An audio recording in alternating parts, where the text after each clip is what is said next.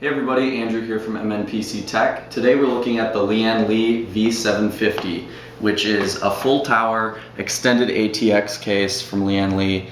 This thing is going to bring excellent build quality to the E-ATX realm. So we're going to be looking at this case today. It's got some great features. They've moved the power supply up to the front of the case, which is kind of a cool idea to give you more space near your motherboard. You can mount hard drives in the floor. So this thing has some really unique features that we're going to be checking out. So just to open up this case, like we normally do, flip the box over, and it's easy then to get it out.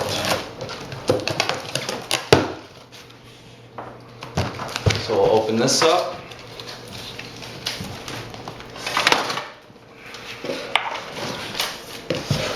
And then just flip it over and pull the box up.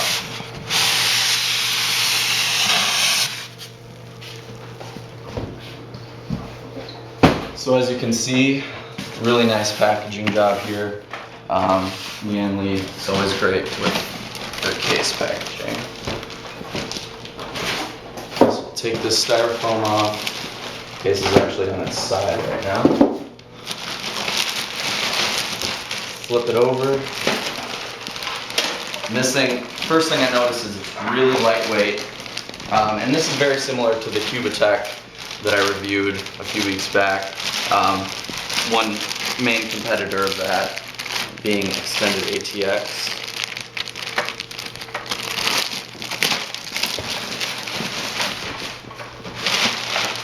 Once you get this off,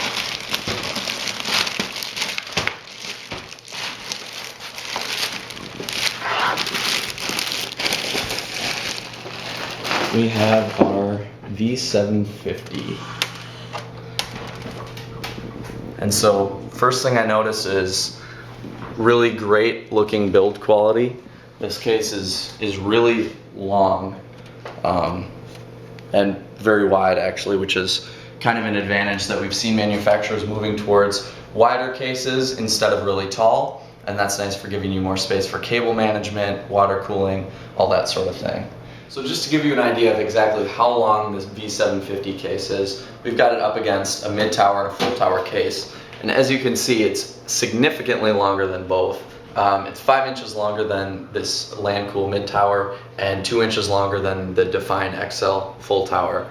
And so this thing is really long. It's considerably shorter than the other cases as well. And as far as width goes, it comes in at exactly 9 inches, which is about half an inch more narrow than the Cubatech case was. So it'll be interesting to see once we open this thing up exactly how much space we have to work with behind the motherboard tray and in the front of the case as well. Alright, so before we go inside, let's take a tour of the outside of this case.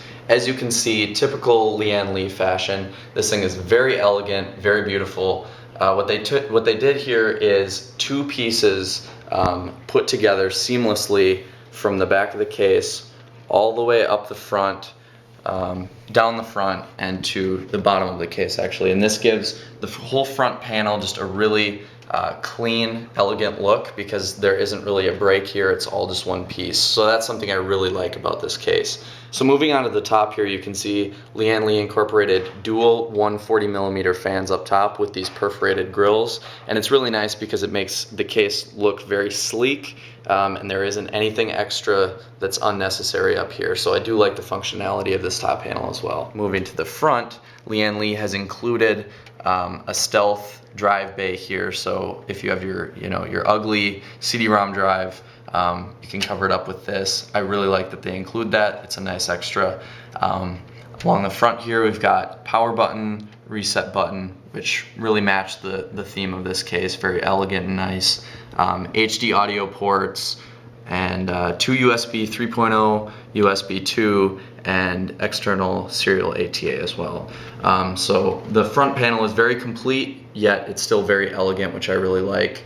Up here you've got two 120mm fans behind this perforated grill, and this is kind of really what I wanted to see in the Cubatech, and Lian really pulled it off nicely here. It's a good look, a lot of airflow. I really like that aspect of this.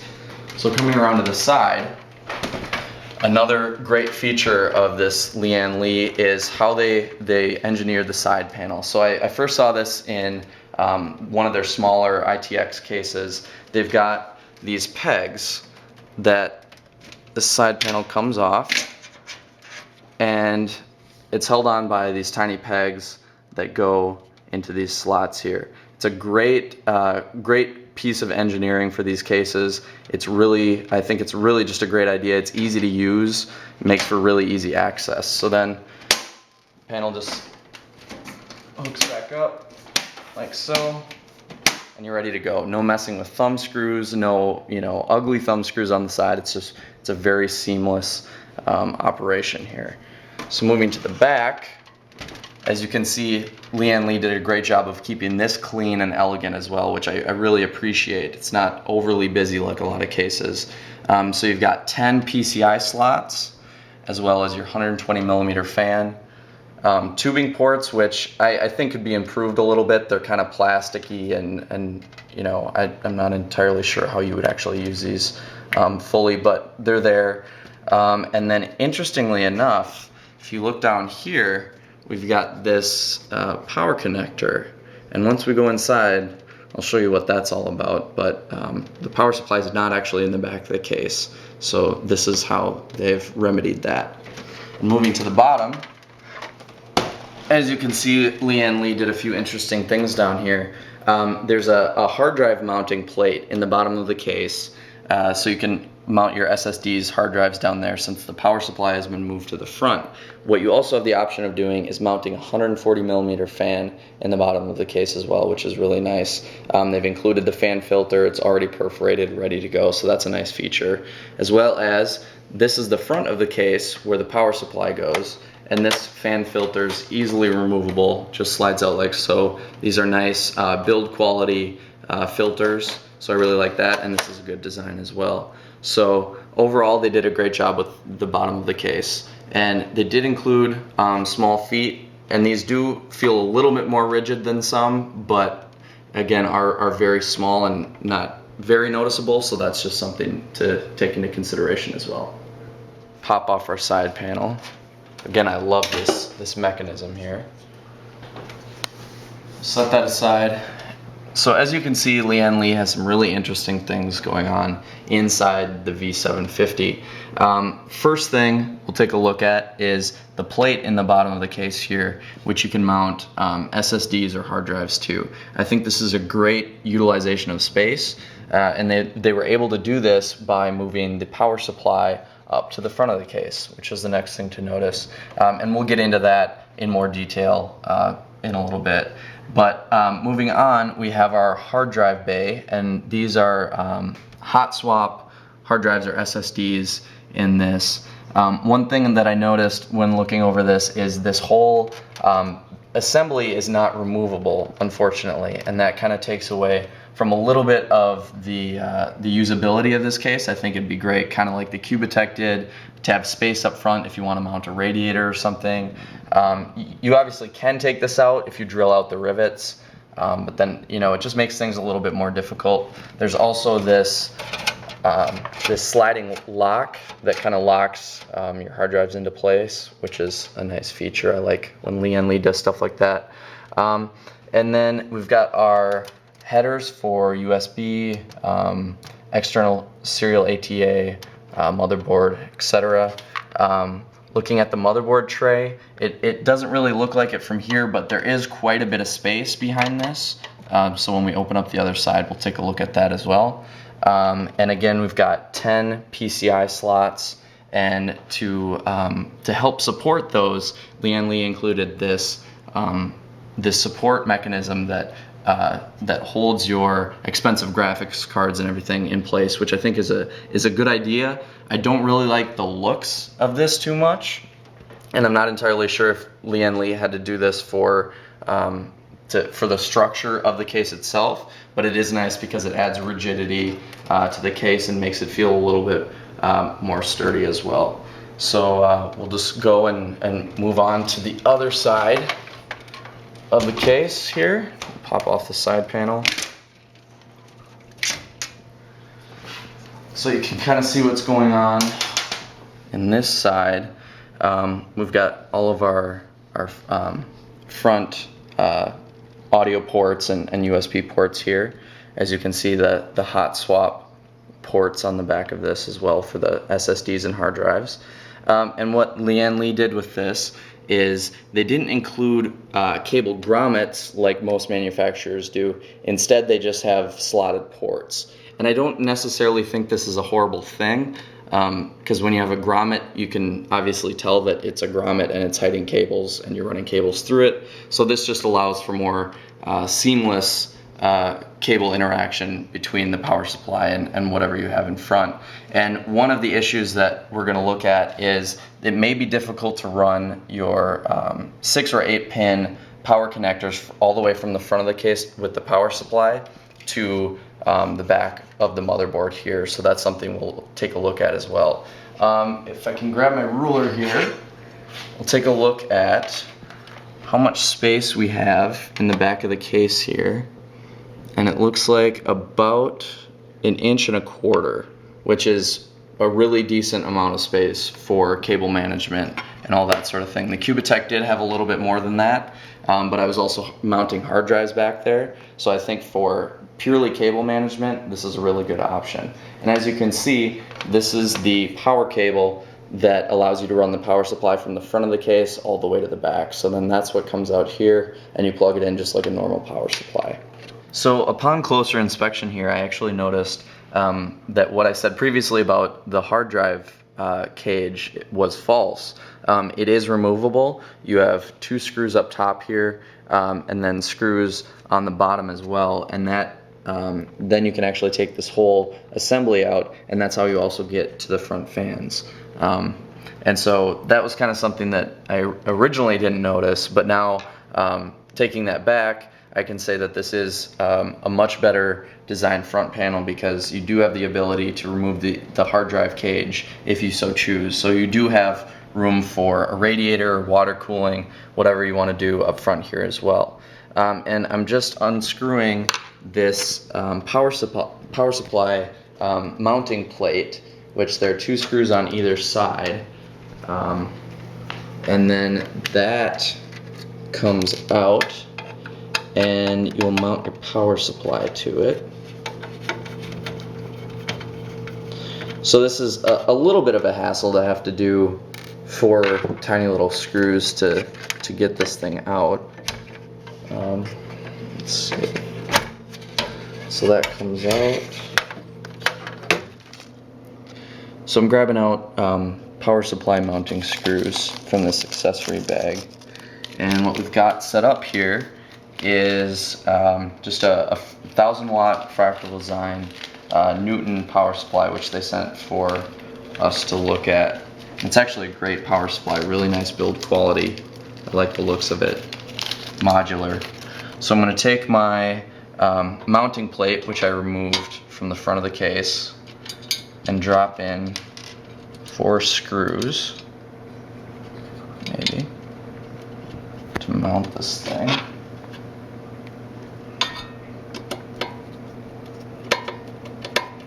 And so once you get this all done, and actually before we move on, you do have the option of mounting it fan up or fan down.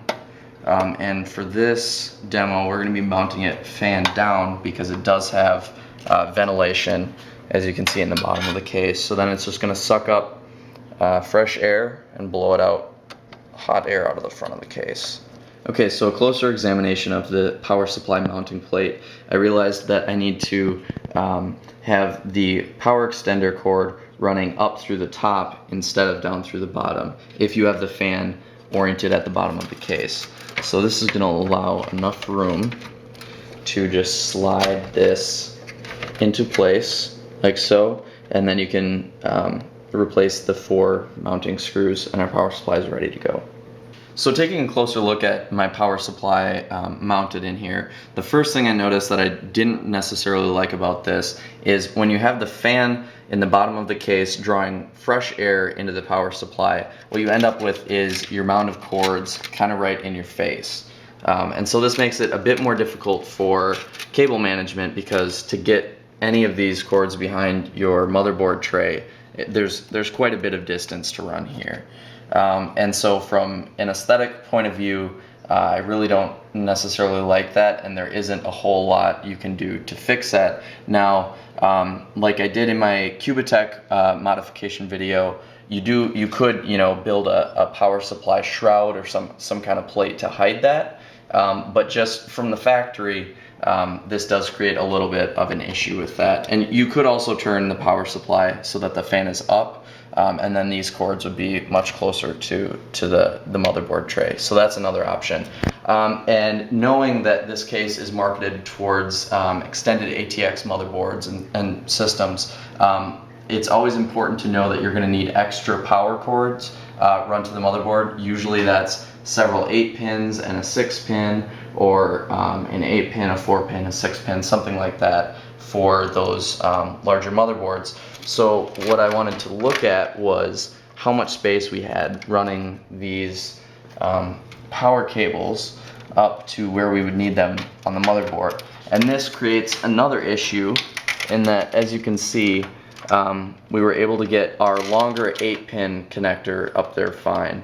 But then for these 6+2 connectors, that's quite a bit shorter, and so we were only able to get one of them up here. And on certain motherboards where there are power connectors towards the middle of the board, this makes it really impossible to reach those. So you do have the option of getting extenders for these, which will always get you where you need to be, but it is just something to consider.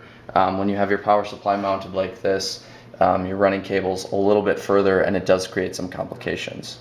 Alright, so we happen to have an extended ATX board here, so I dropped that into the case, and what I'm checking for is to see how the graphics card mounting bracket really works. So we've installed our graphics card here, and to take a look at this, basically you've got the main bracket itself, and then included are these extra brackets, which there are two sizes for different size graphics cards or shrouds that you need to support. And then once you snap these on, and it's important to come in from this side so that these will snap into place when you squeeze that in, then you drop on this sort of rubber bumper that will hold the card or the shroud in place. So then what we end up with is this sort of product. And so what's going to happen is this will come over here and drop it in.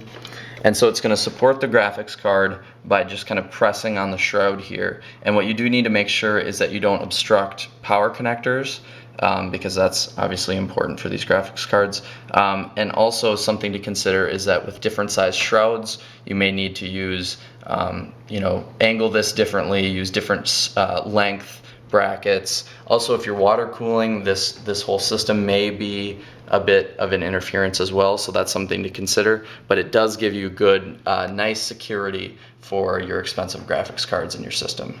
So to show how you'd install SSDs and hard drives in this system, Lian Li included these rubber grommets and screws, and for the other larger drives there are also thumb screws for mounting in the upper bracket. But to drop this in, it's real easy. You just install those grommets and screws, and then in our bottom plate here, you just drop it in and slide back, and you're good to go. And this is a nice design because you can run your cables straight from behind the motherboard to your drives here. One thing I would like to see is maybe another cable slot here, just so that there's easier access to each one of these drives. But overall, this is a good, solid design. And as mentioned previously, this is removable. So if you don't want to install hard drives down here, you can install a fan instead of that. And so you have an option of 3 drives down here and an additional 6 up in the front of the case, which are all hot swappable. So to install that, it's really quite simple. Just have our rubber grommets again and these thumb screws, and then you'll loosen this locking mechanism, and then you can just slide in your drive all the way in there, and then drop this back down, tighten, and your hard drive's secure and it's hot swappable from the back. So it's really easy to install a lot of hard drives in the system. The one thing I would like to see in any changes that Lee would make to this case is just have the option of using a few of these upper front drive bays, because I could see it being advantageous to use just a small amount of drives, but then you still have to have this whole this whole mounting system installed. So it'd be nice to have that more modular, so you could use a different number of drives as well. But overall, I really like the expandability and the ease of installation with this case. Alright, so that wraps it up here with our Lian Li V750 case review. Overall, I think this is a great case with great craftsmanship. That's obviously one of the selling points. Lian Li always has great build quality in their cases. You won't find a flimsy component in this, which I really appreciate as an enthusiast myself. I think the engineering of this case is really, really well thought out. There's great airflow, tons of space for hard drives. E-ATX compatible, which obviously if you're looking for that sort of case, this is something to consider. The one thing I'm kind of unsure about is moving the power supply up to the front of the case. I think it has its positives and its negatives. From a performance standpoint, it doesn't really offer a whole lot more. It does give you more space around the motherboard, which is always nice, but at the same time it does make running cables a lot more complicated, and so that's something to consider. So neither good nor bad, just a little bit of both there. As well as the hard drive cage, I would like to see that a little more modular, make it easier to remove, and maybe even make it into several pieces so that you could use just a few hard drives instead of needing all 6 in there, because it does take up quite a bit of space. I also do like the hard drive mounts in the bottom of the case. I think that's a great usage of space, so that's a plus there. Maybe a few more cable grommets would be nice in some areas, because you are running cables from a little bit more of a distance with the PSU up front. That being said, I think it's a great case, great features. The only downside I see is a $379.99 price tag, which is very steep. But for a case like this in the E-ATX market, that's kind of what we're coming to expect, unfortunately. And so because of that, I mean, oftentimes people are spending between $300 and $600 on motherboards. So manufacturers are kind of realizing that this is a high performance enthusiast market, and so they're kind of marketing their cases towards that. So just consider the benefits you're getting for the price. I think this is a great package overall, and I would highly recommend it if you have the money to put up front for it. So keep watching for more reviews. We'll take a look at a lot more cases that are much easier on the pocketbook, which I know a lot of you would appreciate, because we've been looking at some expensive setups here. So make sure you subscribe to our YouTube channel. Thanks for watching. I hope you guys like this video, and we'll have more coming soon.